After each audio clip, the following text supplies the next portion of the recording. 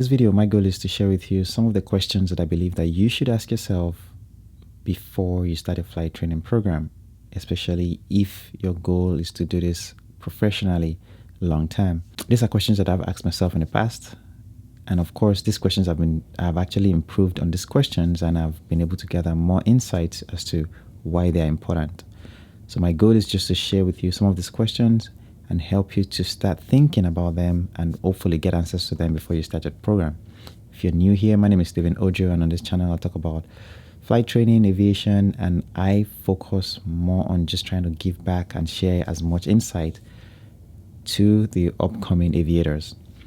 So if you're new, please don't forget to subscribe, and of course don't forget to give this video a thumbs up, and I would appreciate that so much.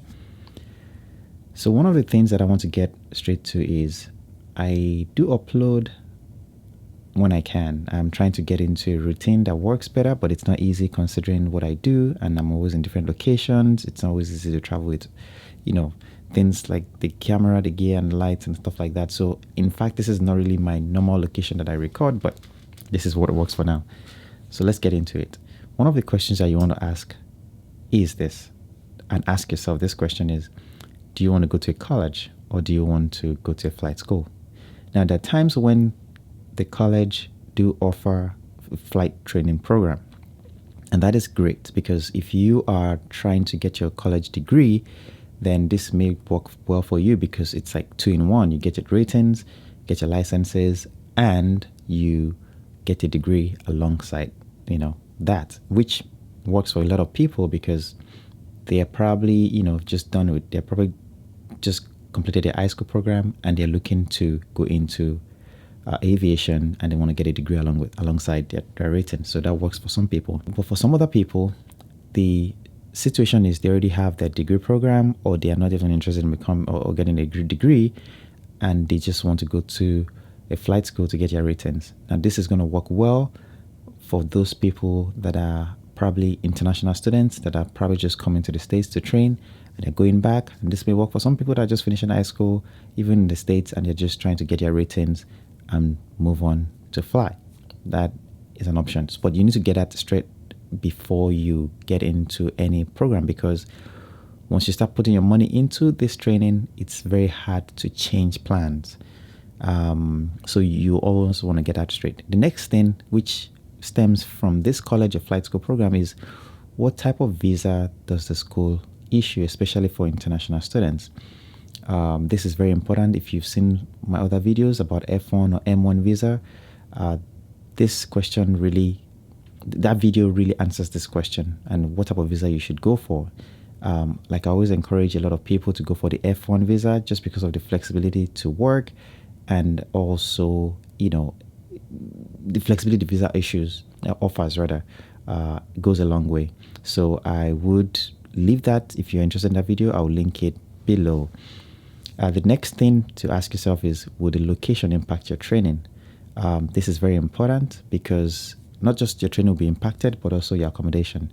And I'm assuming that, for an international student, then this is also very important because, give you an example, if you go to a flight school in New York and majority of the year you are dealing with, weather issues like snow and extremely cold temperatures, then your training is going to be impacted, which means the cost of training will be a lot more expensive than you budgeted for, and also your duration of training will be extended, and that's not what you want. And that doesn't necessarily mean that a place like Florida, for example, or California with less extreme temperatures doesn't mean that they don't have their own issues too. They do have their issues, but you just have to really consider location as well.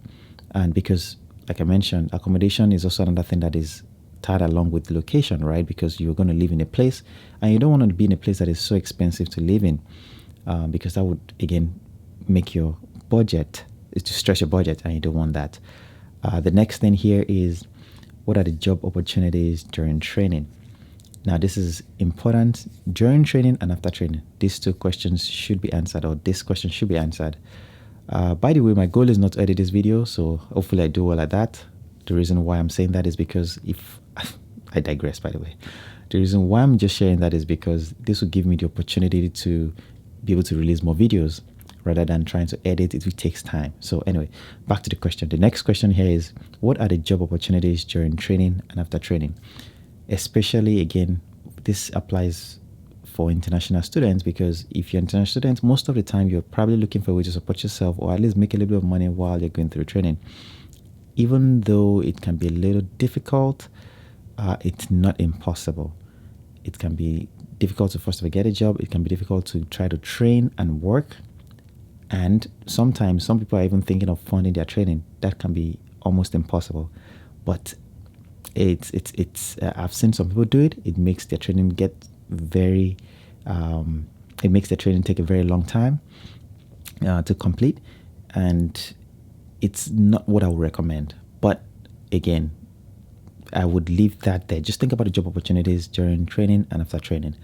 And again, this ties along with the type of visa that you come in with, because if you have an F1, then you have the flexibility to at least work and then get paid. Whereas on the M1, you'll probably you won't be able to work. So that's something you need to keep in mind.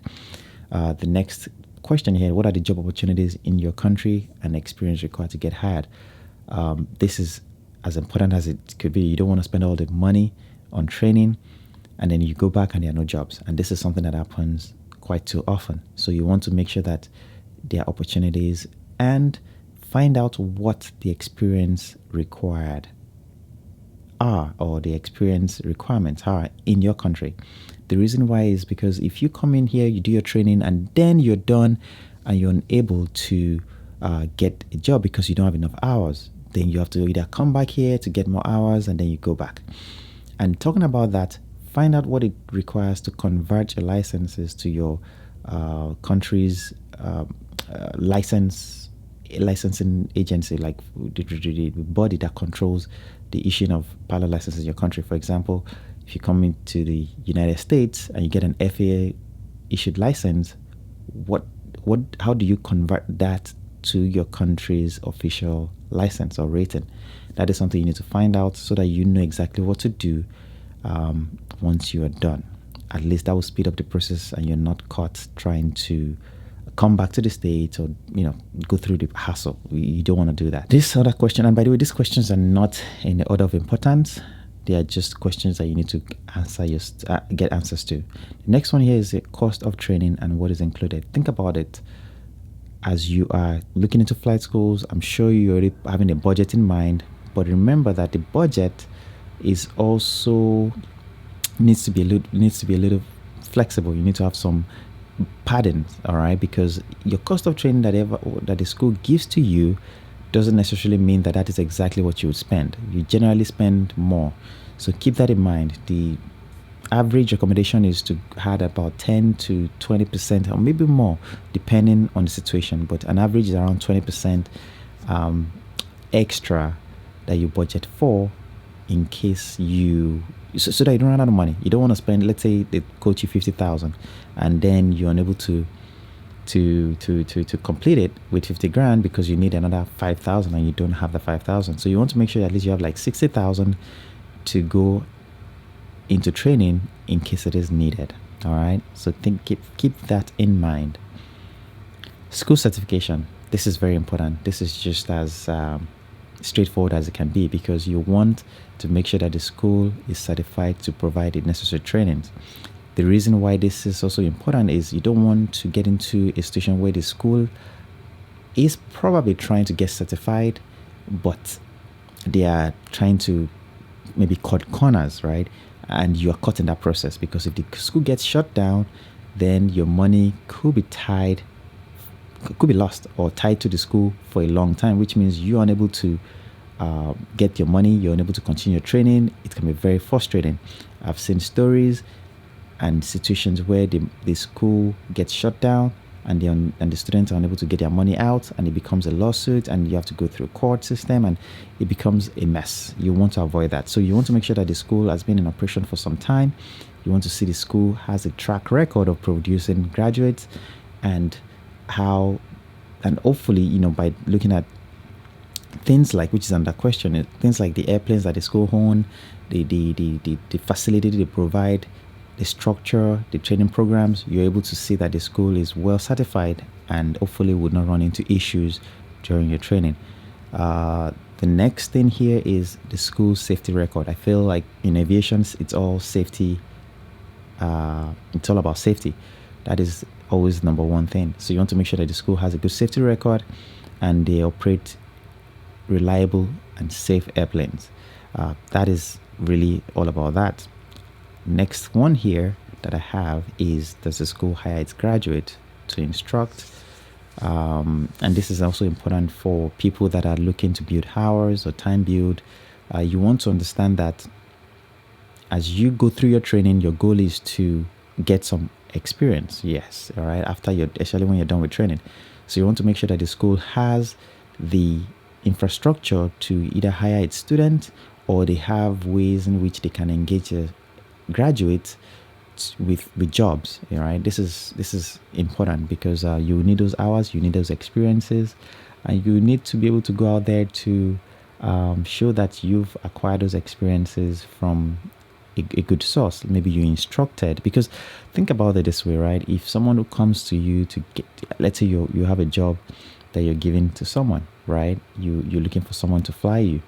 You're looking for someone that has spent time learning and maybe teaching what they possess or what they claim to have, in comparison to someone that has just gone to time build. Yes, it's an experience, but the experience you gain from teaching and seeing somebody improve as a CFI, for example, in my opinion, is more valuable than just flying around on a clear, calm day, So that is something that I would put into that.